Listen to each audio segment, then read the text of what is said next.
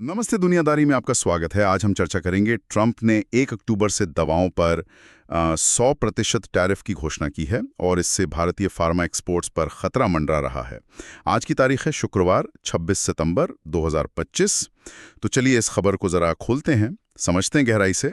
ये घोषणा बिल्कुल ताज़ा है और इसके इम्प्लीकेशंस काफ़ी बड़े हो सकते हैं, खासकर भारत के फार्मा सेक्टर के लिए, जो कि अमेरिकी बाजार पर काफ़ी हद तक निर्भर है। सबसे पहले तो ये कि ये खबर आई कहाँ से, मतलब अचानक।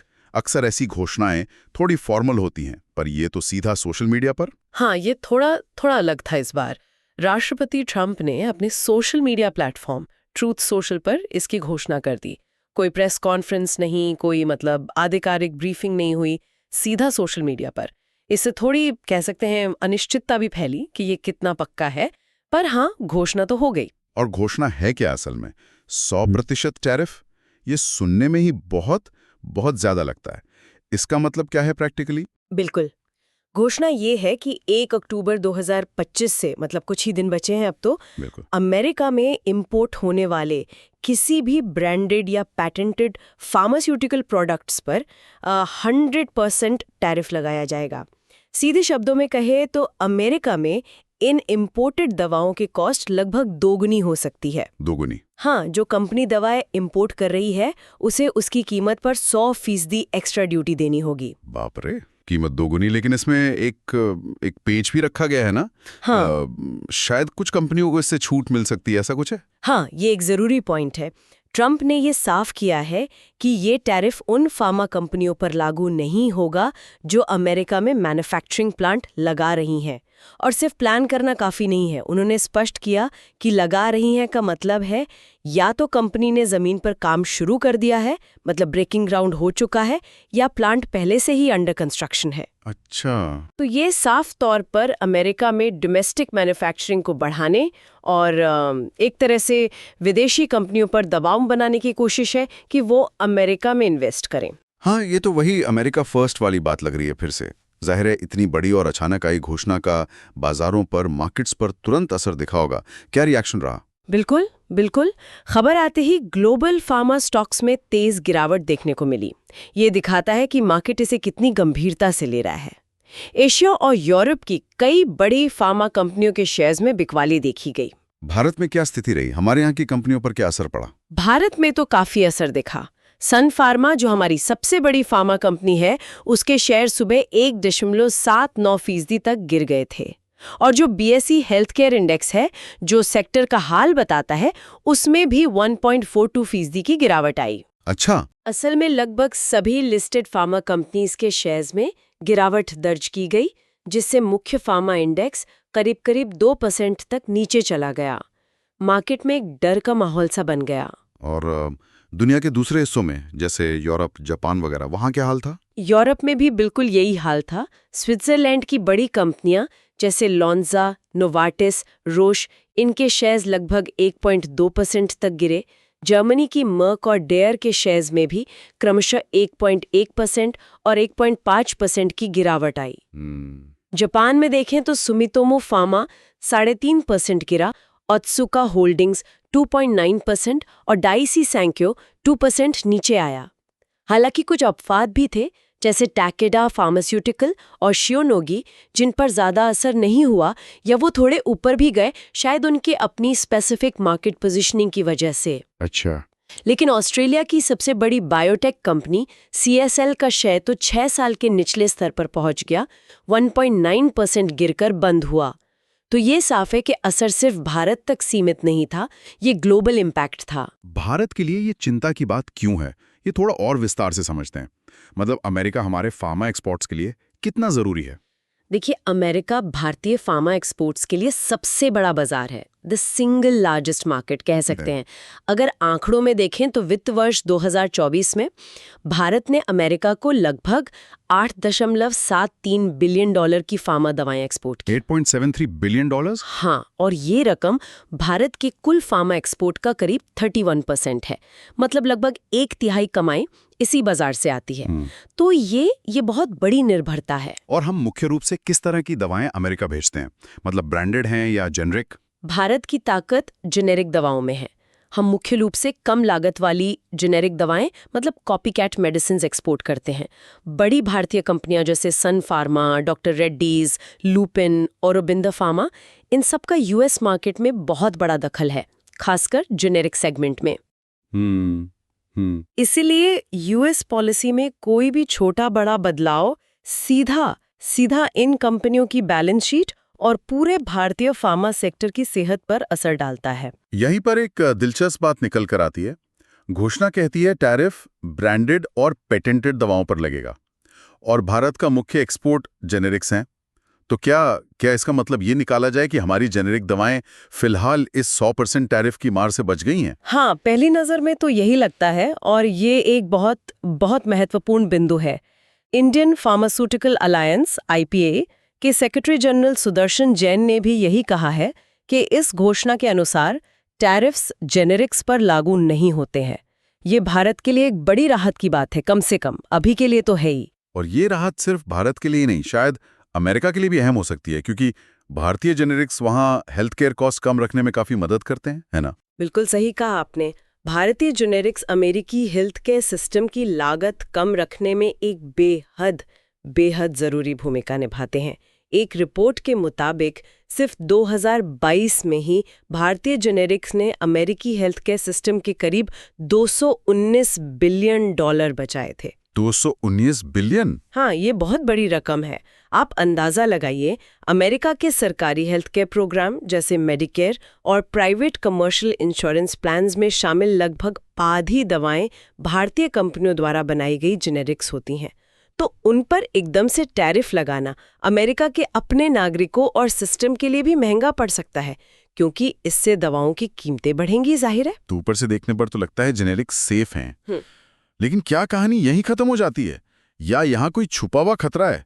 आपने शुरू में अनिश्चितता, अनसर्टेनिटी की बात की थी, वो क्या है? हाँ, यहीं पर मामला थोड़ा उलझ जाता है। मौजूदा 100% टैरिफ जेनेरिक्स पर भले ना हो, लेकिन एक तलवार अभी भी लटकी हुई है। अमेरिकी सरकार ने पहले से ही सेक्शन 232 के तहत एक इन्वेस्टिगेशन शुरू कर रखी है और ये ज्यादा बड़ी चिंता का विषय बन सकती है। सेक्शन 232 ये क्या चीज है, थोड़ा समझाएंगे इसके बारे में? जरूर। ये अमेरिका के ट्रेड एक्सपेंशन एक्ट ऑफ 1962 का एक प्रावधान है। इसके तहत यूएस डिपार्टमेंट ऑफ कॉमर्स ये जांच कर रहा है कि क्या फार्मा इंपोर्ट्स किसी भी तरह के, चाहे वो ब्रांडेड हों, जेनेरिक हों या बनाने के लिए कच्चा माल हो, क्या ये अमेरिका की नेशनल सिक्योरिटी के लिए खतरा है? नेशनल सिक्योरिटी का खतरा दवाओं के इंपोर्ट से? ये थोड़ा अजीब नहीं लगता सुनने में?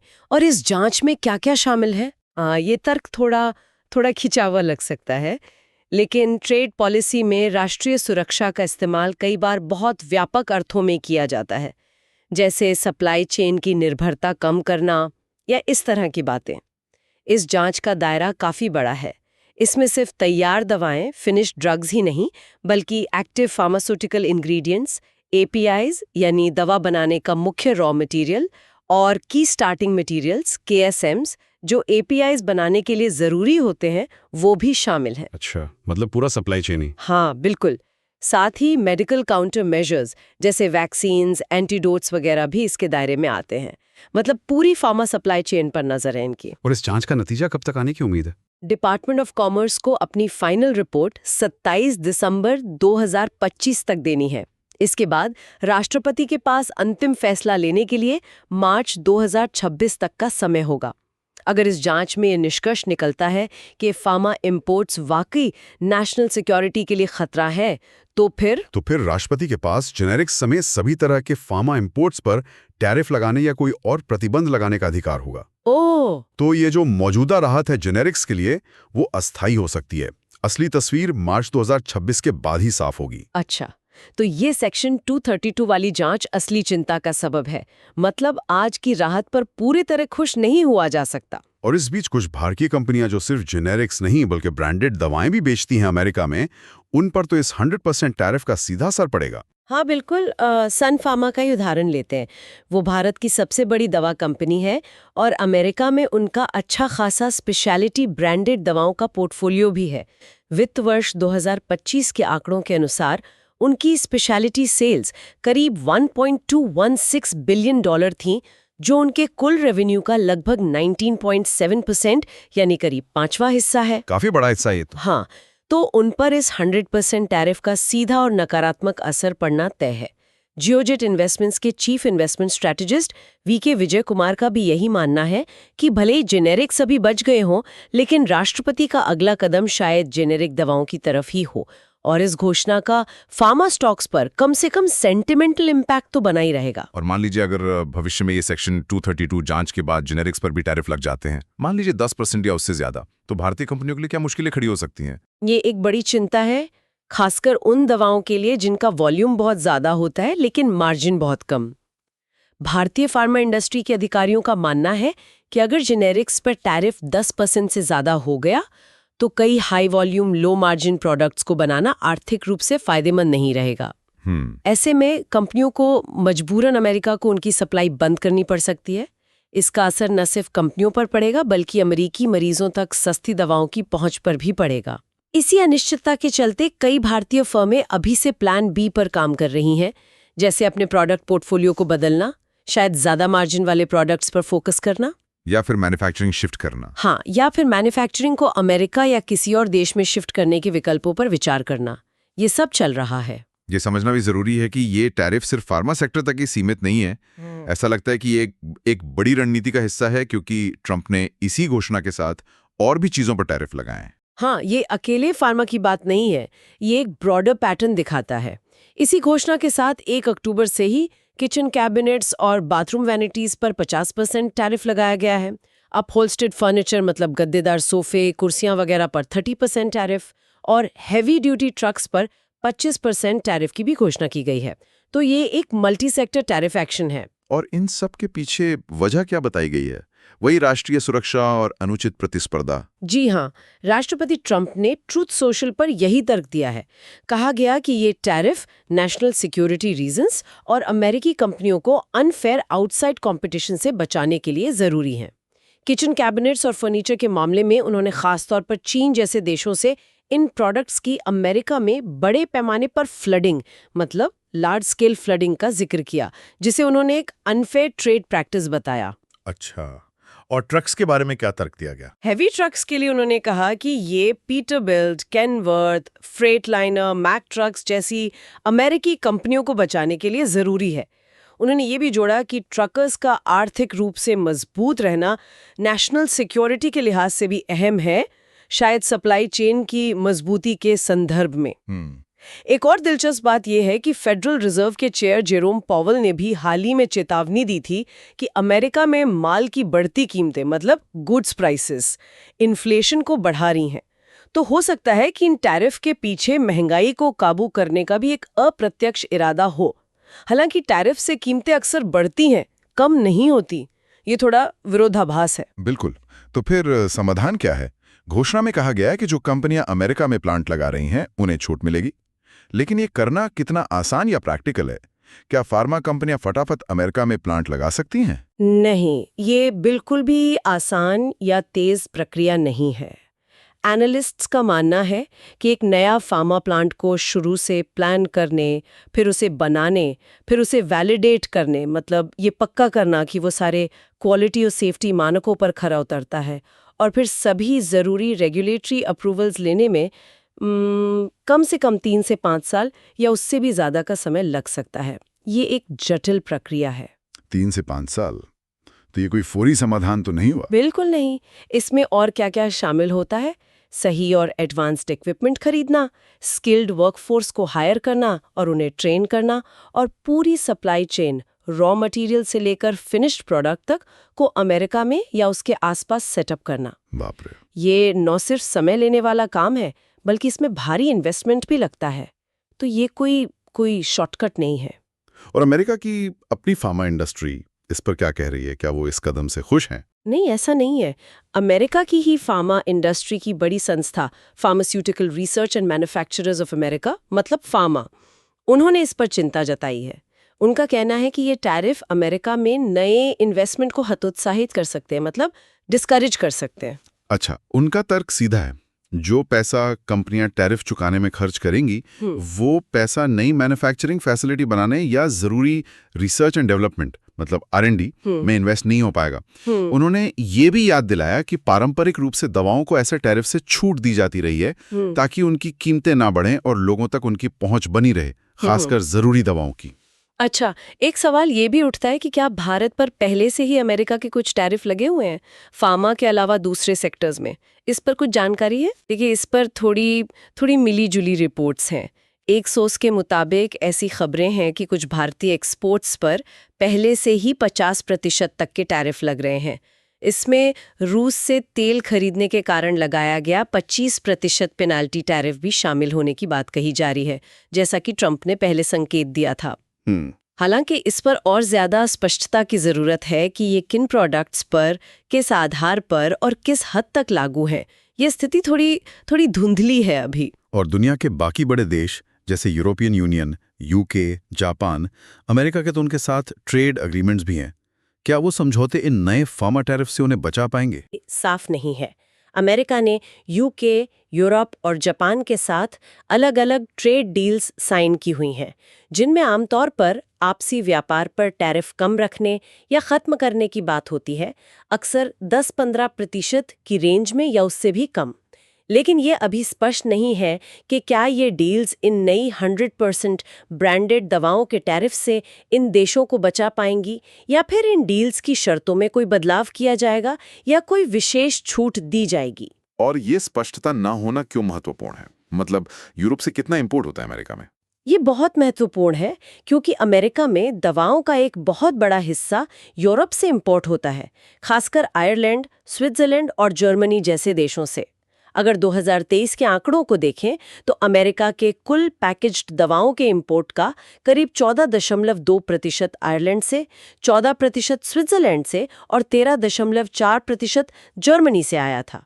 अच्छा खासा है ये तो। हाँ, वैक्सीन, ब्लड प्रोडक्ट्स वगैरह का भी बड़ा हिस्सा इन्हीं देशों से आता है। अगर इन देशों की कंपनियों को भी 100% टैरिफ देना पड़ा तो न सिर्फ इन बड़ी फार्मा कंपनियों मतलब बिग फार्मा पर भारी असर पड़ेगा, बल्कि उन छोटी कंपनियों पर भी जो इनके लिए काम करती हैं। बिल्कुल, उन contract development and manufacturing organisation CDMOs पर भी दबाव बढ़ेगा। ये वो कंपनियां हैं जो बड़ी फार्मा कंपनीज के लिए कॉन्ट्रैक्ट पर दवाएं बनाने और विकसित करने का काम करती हैं। उनके मार्जिन्स पर भी बुरा असर पड़ सकता है, जिससे पूरी ग्लोबल फार्मा सप्लाई चेन प्रभावित हो सकती है। तो अगर हम अब तक की सारी बातचीत को समेटें, स्थिति यह है कि 1 अक्टूबर से अमेरिका में इंपोर्ट होने वाली ब्रांडेड और पेटेंटेड दवाओं पर 100% टैरिफ लगेगा। भारतीय जेनेरिक दवाएं, जो हमारा मुख्य फार्मा एक्सपोर्ट हैं, वो फिलहाल इस टैरिफ से बची हुई हैं। हाँ, अभी के लिए। लेकिन ये राहत अस्थायी हो सकती है, क्योंकि सेक्शन 232 के तहत चल रही जांच का नतीजा आना बाकी है और वो जेनेरिक समेत सभी फार्मा इंपोर्ट्स को प्रभावित कर सकता है। बिल्कुल। ये कदम ट्रंप की व्यापक अमेरिका फर्स्ट या कहें तो प्रोटेक्शनिस्ट नीति का हिस्सा लगता है, जिसमें सिर्फ फार्मा ही नहीं बल्कि दूसरे सेक्टर्स भी शामिल हैं। बाजारों ने इस पर नकारात्मक प्रतिक्रिया दी है, फार्मा स्टॉक्स गिरे हैं और विदेशी कंपनियों, जिनमें भारतीय कंपनियां भी शामिल हैं, उन पर अमेरिका में मैन्युफैक्चरिंग शुरू करने का दबाव बढ़ गया है, जो कि एक लंबा, खर्चीला और जटिल काम है। बिल्कुल सटीक सारांश है। भारत सरकार का विदेश मंत्रालय MEA भी इस पूरी स्थिति पर बारीकी से नजर बनाए हुए है और शायद डिप्लोमेटिक स्तर पर बातचीत भी चल रही होगी। आगे देखने वाली सबसे महत्वपूर्ण बात यही होगी कि दिसंबर 2025 में सेक्शन 232 जांच की रिपोर्ट क्या कहती है और मार्च 2026 में राष्ट्रपति इस पर क्या अंतिम फैसला लेते हैं। क्या जेनेरिक्स वाकई भविष्य में इन टैरिफ के दायरे में आएंगे या उन्हें कोई छूट मिलेगी?